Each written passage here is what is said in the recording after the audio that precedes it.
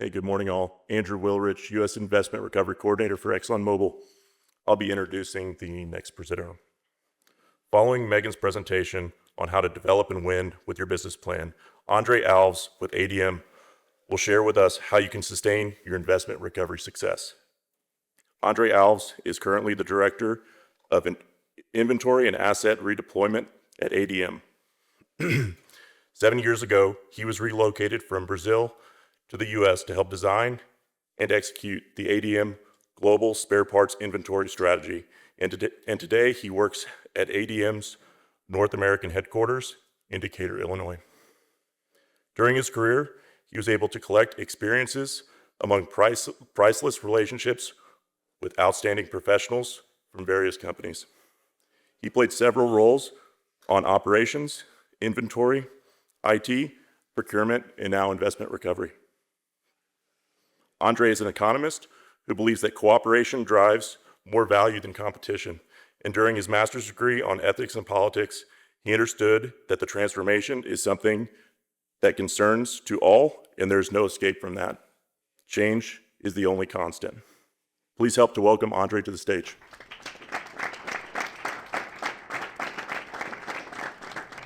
Good morning, everyone. I think that I can start just saying that cooperation is what keeps us here, right, today. I do believe a lot in cooperation, and within cooperation, I don't think that we can strive, right? With that, let me go ahead and get started here, but not before starting to anything, I'd just like to thank, first and foremost, thank you, the Investment Recovery Association, Jen Mayo and Paul Hoffman. Those two are the ones that I always kind of keep in my thoughts because of all the assistance and help and information that they are sharing with me since I started here pretty much 5 years ago, right? And this is a learning journey for me. I never did that before, so one of my kind of first jobs was to be like a salesman, as Megan was telling, right? And I thought that was pretty important for me, that experience, because right now we need to sell that internally, the program, and we also need to understand how our buyers are reacting against the assets that we put in the market. So thank you so much for having me here, and let us go ahead and get started. Okay. So before we go, I think that it's important for all of you some context around ADM, right? So ADM is a Fortune 50 company. We have operations in all the continents. We have a heavy presence here in North America, but also we do have a lot of presence in Europe, APAC, and Latin America. So I guess the point here for me is to make sure that we all understand that develop this kind of program and execute this kind of program in a global scale, it is a very challenging activity. So I hear you guys talking about a lot of challenges that you guys have, and for me it's kind of awesome to see that we face the same challenges over and over. And because of that, I think that we can cooperate in order to kind of overcome those challenges and come up with creative ideas to make our jobs and our lives a little bit easier, right? With me today, I have Tim Kitchens. Can you stand up, Tim, please? Tim is from my team. He's the lead for North America investment recovery and inventory operations, right? And I think with that, I can just start saying that when we started to develop our program, everything started with surplus spare parts, right? So I was brought here to North America to develop a strategic work around how could we reduce our inventories from a spare parts perspective, and how could we share our spare parts across our plants, so network of plants here in North America, right? So then myself and my manager, Joe Kennedy, we started to put together this whiteboard. We love to kind of whiteboard at ADM, right? At least in our department, right, Tim? And one of those whiteboard ideas was actually to create what we call surplus management, right, by the time. It was December 2018. I was in a beautiful building in Decatur, Illinois. It was very cold for me, like Brazilian standards, right? But what I have so far from that day was the seed, right? That was what I call the seed that was able to kind of develop and grow so far. Here's just some stats around ADM, right? And later today, Mark, I'm going to apply that kind of formula that you taught me this morning about the revenue versus, the assets that we have. So I thought that was pretty interesting. Okay. Talking a little bit about the business, right, that we have here. So ADM has three main kind of business lanes. First one is carbs solutions, which encompass all the carbs plants, corn processing, and things like that. The second line is oil seeds processing, a lot of oil seeds plants here in North America and South America as well. And the third one is nutrition, all the nutrition business, you can name it. Pretty much ingredients that you probably drank this morning in some of the drinks that you took from Starbucks, or energy drinks that you drink. There's some ADM ingredients there. So there's a lot of components. So ADM is typically one of the biggest companies that you never heard about, right? So, but we are pretty much everywhere. Our footprint and our fingerprints are pretty much everywhere. Okay, where we operate, right? So here you can see that we have a lot of locations across the globe, right? Approximately 800 locations across the globe, 380 plants, and the rest of them would be elevators, like soybean corn elevators, right? So it's a massive operation, and the first thing that we kind of start to understand was that, okay, how can we simplify, right? How can we bring some visibility into play and make sure that people talk with each other and start to understand, okay, what do I have in terms of inventory, right? That could be shared, and if it's not shared, that could be sold, right? That was the first question that we put together into this idea, right, of the process. And alongside of that, here you can see all the acquisitions and divestment that ADM did in the last 10 years, right? So then here is the business that we operate pretty much, the business environment. We have three main business units. And on top of that, we acquire and divest a lot of business. So it is a rich soil for us from an investment and recovery perspective, right? One thing that it's very important to say all the time, and it's like a common theme across all the investment recovery professionals, is that person, that gentleman, that lady, they need to communicate. They need to learn how to talk about how great it is to have a program like that. They need to understand back and forth how to answer tough questions around finance, around operational assets. And most important for me is they need to understand the dynamics of the corporation from inside out. They need to understand and know so much better their stakeholders. They need to talk with them. This is very important for us in order to kind of sell the program internally as well.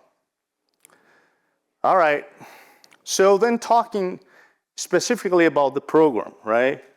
So I keep telling all the time that a program cannot go and sustain itself by itself, right? It needs to be kind of surrounded by initiatives that will help the program to grow, right? It's like when you put the seed in the ground, there's a lot of elements that will try to not make that seed to succeed, right? But if you put a lot of seeds in the ground and you keep looking for that, it will go and sprout. You need actually to understand, right? Okay, when we are doing a transformational program like that, what can I pair this transformation with to make sure that it will be sustainable in the future, right? And what you're seeing here on the screen is the procurement transformation that we did, right? So we initiated back in 2014 to put some seeds in the ground in terms of having the hub and spoke model. And as Mark said on Mosaic, that investment recovery is associated to procurement. At ADM, it's the same thing.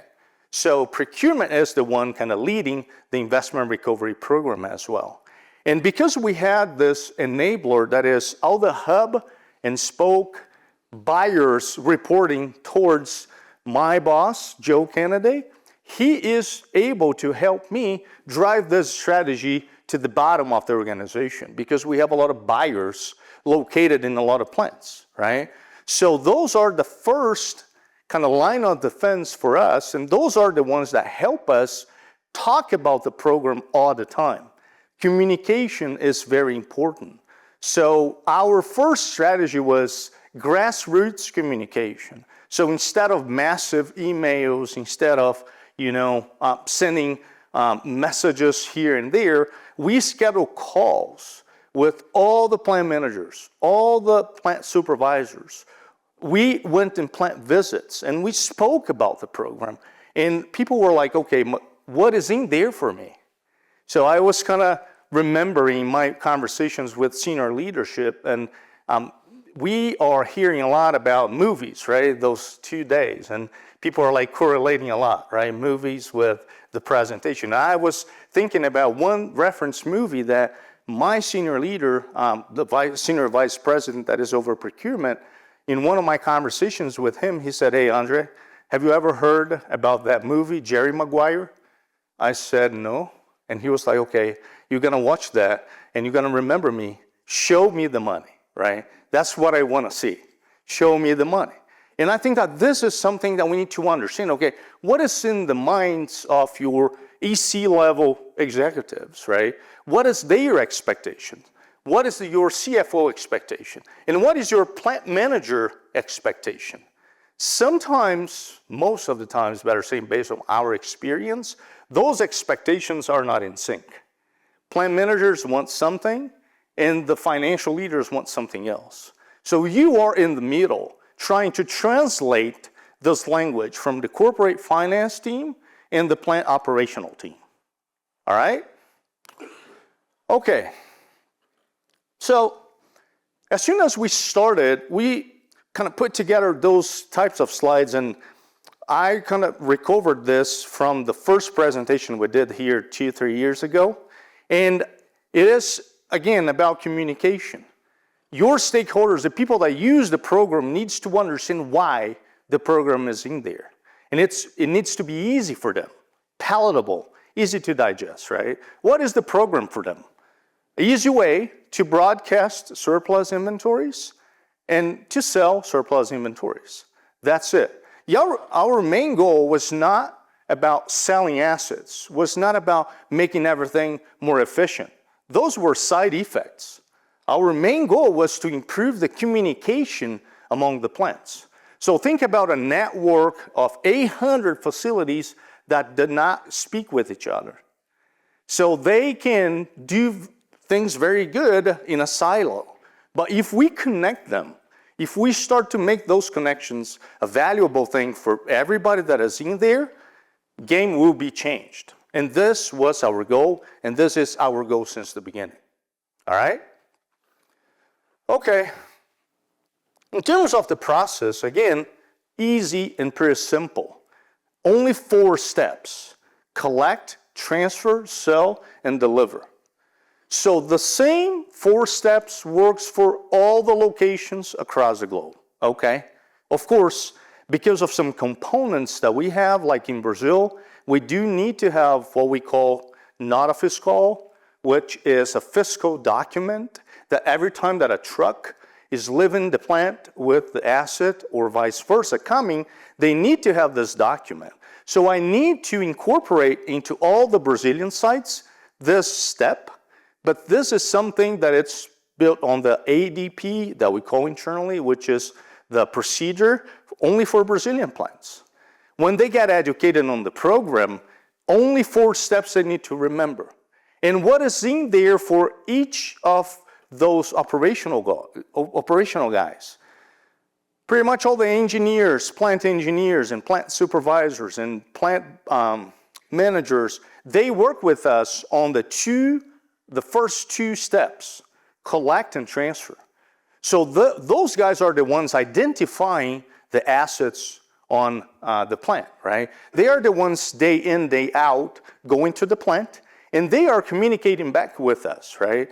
We have a leader in each region. So they connect with this leader and say, hey, I saw this sitting idle here for a while. Can you guys help us? Hey, I saw that, the car. When we started, we didn't monetize cars, right? Now we do.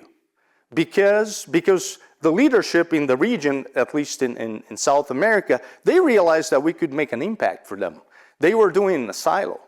So we kind of walked them into the program and say, hey, let us try it together. I think that this is also a good tip, right? To make sure that people understand the value. Again, show me the money. What is in there for me? People need to understand that to be engaged. We tried the top-down approach. Our senior vice president, he sent some emails, but yeah, maybe get some traction for 1, 2 projects, and that's it. People stop engaging.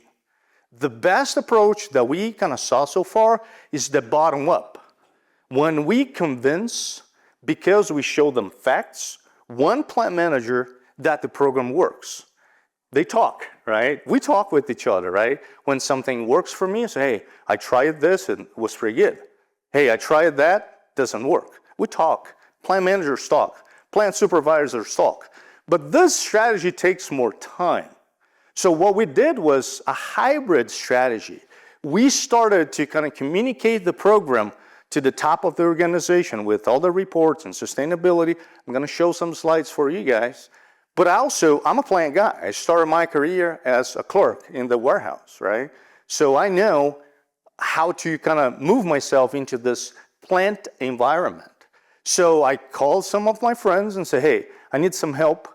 We are rolling out this program. What can I do to accelerate that in your facility? And they kind of bought that idea, and we piloted in some of the locations. It worked. In 5 years, some of the plants that we have, it's like organically growing right now. We don't need actually to keep messaging that anymore because people are just talking with each other, all right? And for the last 2 pieces, sell and deliver, we work together with a lot of other professionals, right? So Liquidity Services is in the house, and they are our strategic partner to run this program. So since the beginning, they are kind of sharing with us also some tips and good thoughts about, hey, I think that this is going to work. I think this is not going to work. And we are going back and forth. And yesterday we were having a conversation, and I said, hey, listen, we are now 5 years old, right, in terms of the program. I'm not a toddler anymore, right? So what I need is to think about our strategy. What can we do from now on to keep growing, right? Again, change is the only thing that remains. This environment that we are living today, the program that we have today, it's not gonna be sustainable if we don't change it. So every single year, we get together, me and my team, and we have brainstorm sessions, what we need to do different. We don't have the same traction in terms of adherence here in North America and Europe when we compare, right? We don't have the same traction in Europe and South America when we compare. So what can we do? All those regional differences, they take a place, right? And we need to understand all that in terms of standardize, right? That is a very dangerous word for me. I understand that there is a sort of standardization that we can do, but not everything, right? So if you just look around you, you're gonna see trees. You can identify that this is a tree, but the trees are not equal. They are not standard. They have something that make them tree. And you look and you recognize it's a tree. But they are different as well. So we apply the same philosophy here. So the program, the core is the same, 4 steps. But across the regions, even across plants, right? Because of this plant manager or that plant supervisor, we kind of do some tweaks to make sure that we can make this more palatable for them to use. The program is for them. We enable the program for them. All right? Okay. So this is just a timeline to make sure that everything gets into a good perspective for you, right? So here you see all the 3 business units that I said: Ag Services and Oilseeds, Carbohydrate Solution and Nutrition. We have processing plants, procurement facilities, and some of the nutrition distribution centers. And everything started when we started to build a strategy for surplus and obsolete spare parts, right? So one thing that it's pretty important, and I'm going to talk about that in some of the slides at the end, is data is vital here. So what I do right now is communicate with maintenance, all the asset team. They call themselves RCM, Reliability Center Maintenance. Those are the guys that upload all the asset description in our ERPs, right? Those are the guys that generate work orders against those assets, and those are the guys that initiate the depreciation phase of the asset. That for me will be awesome when I have the conversation about the write-off, right? To understand if it was like fully depreciated or not. So we have a pretty good connection to make sure that they understand that, hey, if you don't start right, I cannot end the life cycle of this asset in a good way. So we prove them, with some examples internally that they need to kind of think about the process all the time from a data standpoint. Does that make sense to you guys? All right? Okay. So then we developed this disposition strategy in 2018. We started the inventory right strategy, and we from 2018 to 2019, we kind of started to put some functional requirements together, right? And as Megan said, the process to build the business case, and this amazes me, the amount of commonalities that we all have, right? So I walked through the same kind of lane. I had to put together a business case and say, hey, we see some opportunities here, and we need to build a team to do this, right? So we built the team, and in 2020, we selected Liquidity as our global partner, and we are with them to this day. And things starts to kind of develop very quickly. In 2021, we had our program being reviewed on the Procurement Leaders magazine, and internally, we won the 2021 Supply Chain and Procurement Productivity Award, right? Which for us was amazing because it was a pretty good way to advertise the program internally. I think about myself and about my team as salespeople, right? We need to kind of put ourselves in that mentality because people will buy the program if they understand that it's worth their time to educate themselves and make sure that they can have something out of that. All right? Moving forward, we had this awesome story about those Berlin tanks, right? So as I told you, we have this global operation, right? And because of that, we uploaded into our marketplace. We have a marketplace. We use Asset Zone, right? We uploaded 9 tanks, stainless steel tanks, in Berlin, our plant in Berlin. So they were shutting the line down. They uploaded those assets. And we were already kind of in the process to sell those tanks to a buyer. But then one plant manager here in Florida, he saw those tanks in the platform. And he called us and he said, hey, I think that I can use those tanks here. I already ordered 9 of those tanks to be installed here in my plant. And I think that we can use the same. can we get together and I need to understand the specifications, right? So we put all the plant managers together in a call, and they shared the specifications of those tanks. Guess what? It worked. And we, instead of sell that to a third-party buyer, we shipped from Germany to Florida. And the plant manager were able to anticipate his production in 50 months, generating more revenue for us, and we saved a lot because we didn't need to buy the tanks. So that was the first star result of the program. And again, we kind of started to build on top of that, talking with the senior leadership. Hey, see, we do have a lot of opportunities here. We need more space in your calls. We need more space in your rooms. And then I remember myself talking with the president of APAC, the business there, right? And he said, hey, Andre, I have a staff meeting, but it's like midnight your time, Decatur time. I said, that's all right, just put me in. So I stayed there for midnight to 2 a.m. But he gave me 15 minutes to talk about the program. And this is something that they are kind of doing for me, doing for the team, because they now understand that, yeah, the program, there is a lot of value there. And I think that we need to message this up. This is the hybrid strategy that I'm talking about, all right? So internal partner, one thing that I'm forgetting, we become the Investment Recovery Association members, right? So that changed the game for me because I started to hear a lot of great ideas that I could improve even more the program that we had, right? And share is something that everybody here likes to do.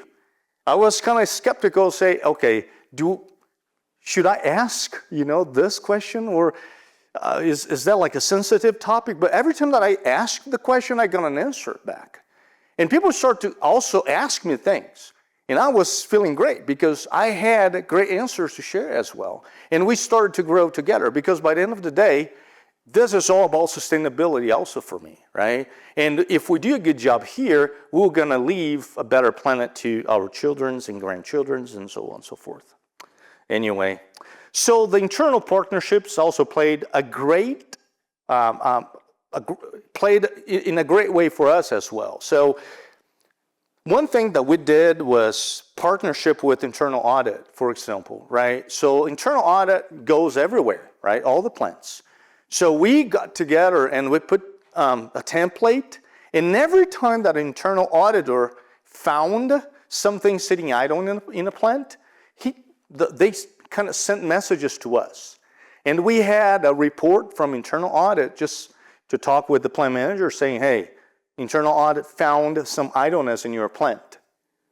Do you mind us going there to check, or do you mind sending pictures to us? What is in there for us, right? So that helped a lot. And with that we did, with all the internal departments as well, because by the end of the day, everybody's trying to make this process easier and faster, right? Okay, so then you see, like in 2023, you see a picture of Tim right there in some of the investment recovery kind of trainings and discussions. In 2024, we had a great initiative. So ADM is in the process right now to modernize some of the plants, right?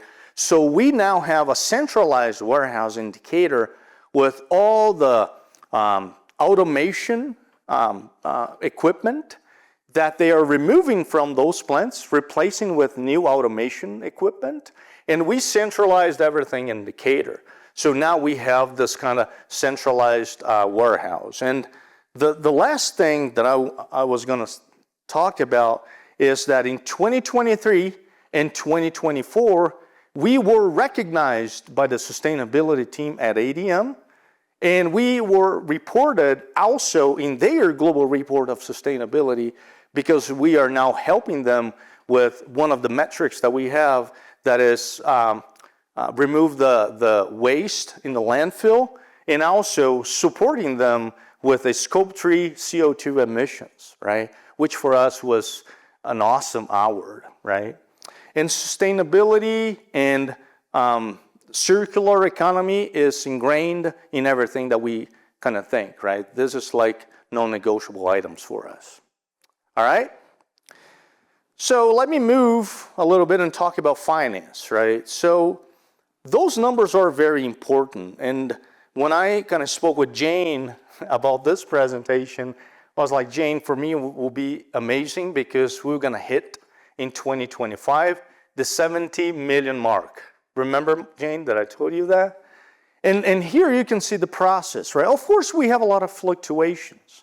Of course, we have a lot of headwinds and challenges, but numbers are numbers. These are the facts, right? And when I discuss that with our teams, our internal teams, there's no way for them to say, hey, yeah, this is a good program, because the outcome is great from a financial perspective, from a sustainability perspective, from an efficiency perspective, because now we can assist with accounting.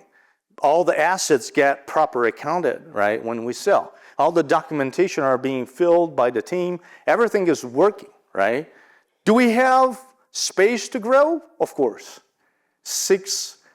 800 locations, 380 plants. We do have a lot of space to grow, but the foundation is already in there. And right now, the program is organically growing in some parts of the organization already, okay?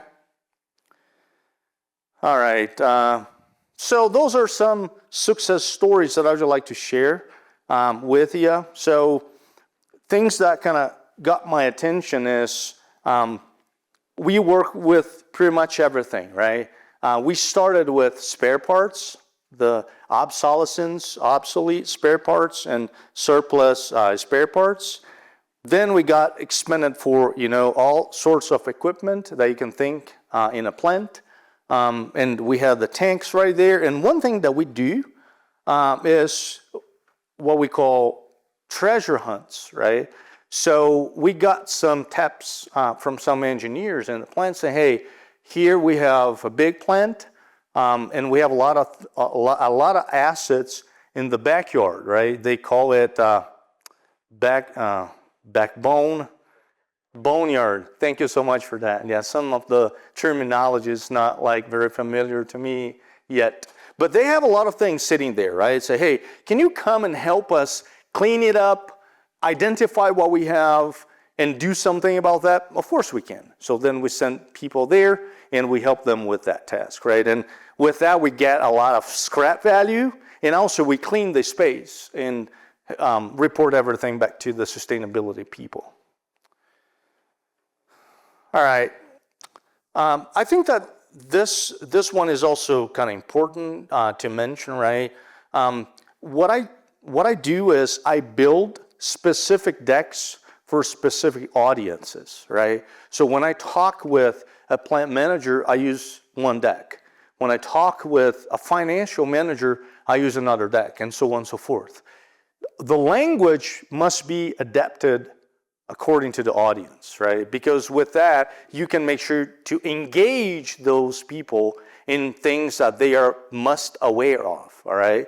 So this one I built when I spoke with the finance department 3 months ago, and I just showed them how this works, right? So you can see there that we have the Magnum Bagger line Fairmont that we sewed, and I showed them all the process. Since we got this information from the plant, we put an asset zone, we did the auction, and we have the proceeds, and the final thing is Tim working with accounting to get all the GLs and everything lined up, okay?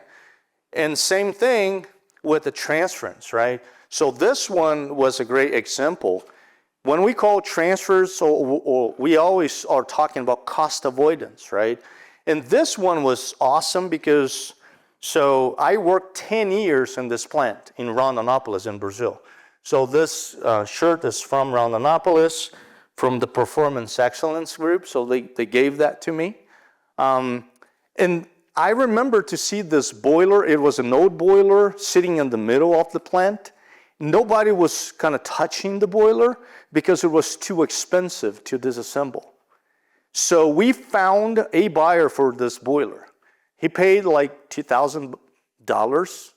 It wasn't like that high in terms of sale, but he was able to disassemble everything following ADM standards, which are very strict, okay? So he took a couple months, but he teared the boiler down, and we avoided spending, it was 1.3 million Brazilian reais, something like that, when we did this project. Plant manager was so happy with that. All the plant people was so happy about that. Our financial team was so happy about that. And we are using this case, again, to message it up throughout the organization. All right?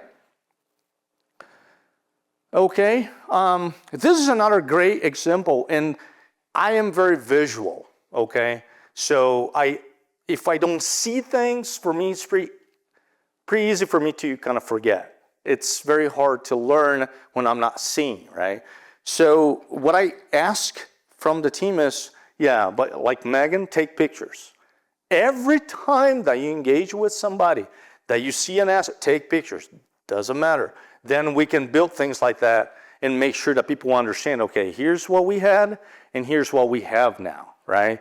So this work was led by Rogerio, which is the inventory lead in South America. And he was able to work together with the plant controller, with the plant manager, with the environmental team, and clean this area up. In terms of, dollar amount, it wasn't that great. But you see that from the plant environment, it was a great initiative. And again, when we show that into our operations call, people say, hey, can you help me here as well? We have the same issue. And we say, of course, right? All right? What else do we have here? Yeah, so just coming to like a closure here. What I tried to do with the next two slides was to kind of put together what we are following so far, right? Again, we are rediscussing the strategy year over year, right? We are now 5 years into this game. We believe that we have a lot of things to do in order to keep growing, but those are like the 8 steps that I believe that everyone should be looking for in terms of building an investment recovery program, okay? So the first one is the institutionalized piece, right? So you need to make it formal. We need to have like policies and races and make sure, remember when I told you from a data point perspective, what is the most important thing? So my communication with the global process owner for maintenance is, men, what I need from you is the asset hierarchy and the bill of materials in the ERPs that you have in your plants. If I have that, then everything could flow automatically. I can run reports. I can understand if the asset is fully depreciated or not. I can understand if the asset is working or not. I can understand from the system, from a data point perspective, if you guys are working on the equipment, yes or no. So there's a lot of data elements that I can see just looking at the system, right? So we are working kind of hand in hand, trying to make sure that we have that developing our plants. Second one is the digital broadcast and analytics, right? So we need to broadcast. The digital is the easiest way to do that, right? So we also had, prior we implemented the program, a SharePoint, right? So it didn't generate a lot of traction. With the marketplace, the digital, it's so much easier.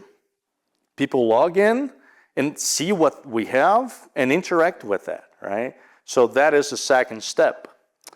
The third one is transfer first, sell later.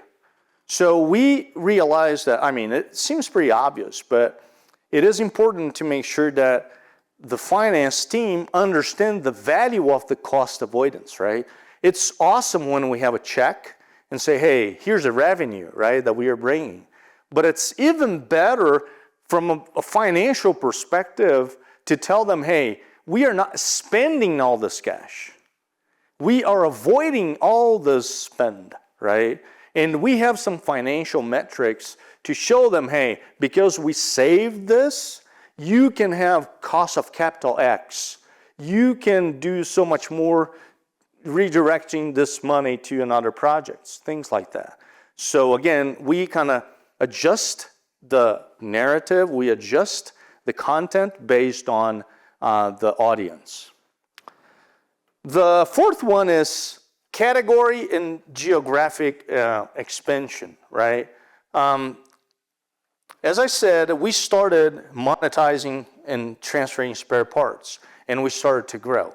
So in terms of next steps, what we are looking for is raw materials. We do have some raw materials that we could use the program for that, and IT assets, right? So IT, they have their own program right now, and we are working together to maybe do like a bridge or a partnership in order to kind of work this out, right? We did the same thing with a real estate team. ADM has a real estate team to monetize whatever piece of land that ADM has, and we work now in partnership. So we help them and they help us pretty much, okay? This kind of communication back and forth with other internal departments, it's very, very important. Number 5 is grassroots and training, right? So grassroots, it's the number one thing that we should be doing. It's working pretty well for us at ADM, right? Never stop to do this grassroots. I don't think that in all the elevator pitch or all the conversations we have, we are always talking about the program all the time. We made some, not we, Tim did some t-shirts for us, right?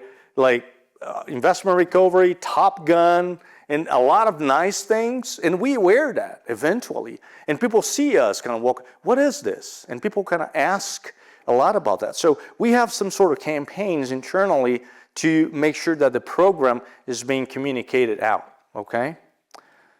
Sustainability embedded. So sustainability, again, should be in your minds all the time, right? It helps with engagement internally and externally. So sustainability is something that is very important also. Number 7 is KPI and the value, right? So reports must be at the fingertips. So managers and financial department and plants, they have to have a way to understand, okay, how much my plant is making here.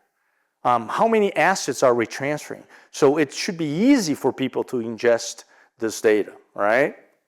And the last one is risk and compliance. When we built that, when we designed the program, we kind of set together with internal audit, with compliance, and we made sure that everything was like good to go from their perspective, right? So now when we run auctions, ADM personnel can go there and buy things. So one auction that we had in Brazil, the plant controller bought a car through the auction because the process is very transparent and they can kind of participate as anyone else. So we got the blessing from compliance to kind of run things like that. So it is very important as well, all right? Okay, I think that this is my last slide if I'm not mistaken, but this is the team, right? So we have 4 leaders. Actually 3 and 1 is in transition to another role. We have Tim Kitchens, that is the lead for North America. We have Chinmay Parida, which is the lead for APAC and EMEA. And we have Nilsa Cantero, which is the lead for Latin America. So the other folks that you see here, they help eventually here and there because, I mean, it's a small team, right? And we serve a lot of locations. So what we do is to make sure that everything, all the activities we are working in is value added.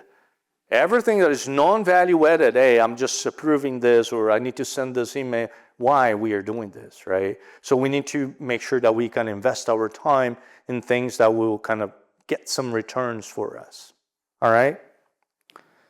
I think that's it.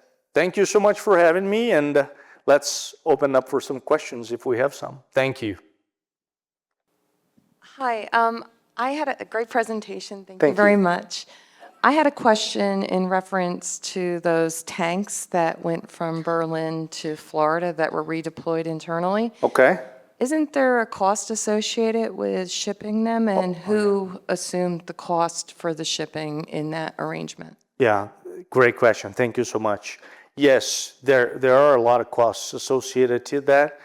We have what we call financial matrix, and we put together all the costs that we may have if we transfer from one location to another, including tax, including transportation, everything, name it, right? And on the other side of the spreadsheet, we have the cost of the new, right? Then we understand, okay, it makes sense to kind of move this thing from a financial perspective. So does that answer the question? Okay, so then the second part that I understood is who assumed this cost, right? The plant that is receiving the tank assumed the cost, okay? So then, I mean, the plant here in Florida, the plant manager was the one paying for all the transportation costs, pretty much everything at the border, all the tax, everything that we had to pay. He was the one assuming those costs, all right? Thank you. Questions? I have a question. Sure. And it's going to sound, I'm going to trip over myself trying to ask it, but you had a diagram up there where it was the warehouses and the trucks, and you talked about loading in the front end of it with the assets and then having those people manage it as they load it into liquidity services, I guess, to put it into the total. That's it right there. And you were talking about the warehouse assets and the visibility and those people loading it into something. Can you explain that again? Because I think that's a lot of where we're missing the boat is we're identifying them, but we're not able to really load them up into something. Sure, thank you. I see this only two avenues, right, for us to capture the information. The first one is reactive. The reactive is we depend on the plant engineer or a plant manager or a plant supervisor to see the asset at the ground sitting idle and upload this information somewhere, right? So in our case, we use asset zone. So how many users do we have, Tim? 800 around? Yeah, the last time that I saw, we had around 800 users across the globe with access to upload assets in asset zone, right? Who are you identifying to do that? Is that for like the site buyer or the engineering department? Well, yeah, I mean, we do not restrict anyone could have access, right, to asset zone. What we try to make sure is that the maintenance team or the plant team operators, they do have access. Because regardless of who is the one uploading the asset is in there, right? So the plant buyer helps us with more communication. He talks about the program all the time. And if the plant buyer see on his way to his desk something sitting idle, he also have the ability to kind of upload that. Exactly. And another thing that we do is if they are like, okay, we don't have time to do that, that's fine. They can send a note to our group, and our group can upload that for them, all right? Yeah. And the second lane that I see that, just to kind of complete my kind of line of thought here, is the proactive way. So the proactive way, we are right now working towards to have that, which is having the, we call acquire to retire. That is the end-to-end responsible for all the asset maintenance, CapEx and asset maintenance, everything, right? So this team is responsible to create what we call asset hierarchy in our ERPs, right? As soon as they have those asset hierarchies built, I can run a report and say, hey, I have this conveyor belt sitting there. I have this tank so-and-so there. I can see the asset footprint of that specific location. And discussing with finance team, I can make a correlation between those assets and the financial, like the fixed assets, we call FAPA, the fixed assets information as well. Then I could see the depreciation rates and all the working from a work order perspective that were kind of used to build value on those assets. Then I can start to see, okay, how can I forecast, right? Because our issue right now is to forecast, right? How much are we going to sell in 2026? I don't know. I look back and I can see from history, I can understand, well, based on this so-and-so location performance, we may have this so-and-so, right? We may see some special projects coming in. I can add that to the planning as well. But if I do have the asset hierarchy built in the system, then it's easy for me because I can see, hey, all those conveyor belts that we have, those will be fully depreciated in 2 years, which means that maybe it will be time for you to replace that, right? Are you trying to do that? Is there any project to do that? So then it will be me talking with them and say, hey, I see from a data point perspective that something may going on in the future here. Can I prepare myself and the team to monetize that? Then we can shoot videos with the equipment running. We can elevate the cost, right, of the cell. I mean, there's a lot of kind of side effects of this activity from a proactive standpoint, but we are still kind of crawling on this as well. Thank you so much for the question. Any other question? We facilitate internal redeployment for some of our clients. Others, we have an extremely hard time getting over initial resistance. 2 challenges always come up. One, we hear plant manager at plant A would never use something from plant manager at plant B because they don't trust how they store their stuff. Okay. I'd love to hear your take on that. Sure. You're laughing already. Yeah. And number 2, often the different ERP systems, data is stored differently, and people can't even compare what is at A and what is at B. Any recommendations for how to handle this? Well, I won't call that recommendation. I will call like sharing my story with you. We're going to laugh or cry together, all right, by the end of this. But to cover the first point, we heard that sometimes, okay? Plant A is not receiving assets from plant B because they don't trust the way that maintenance was done, right? So we covered that with system data, right?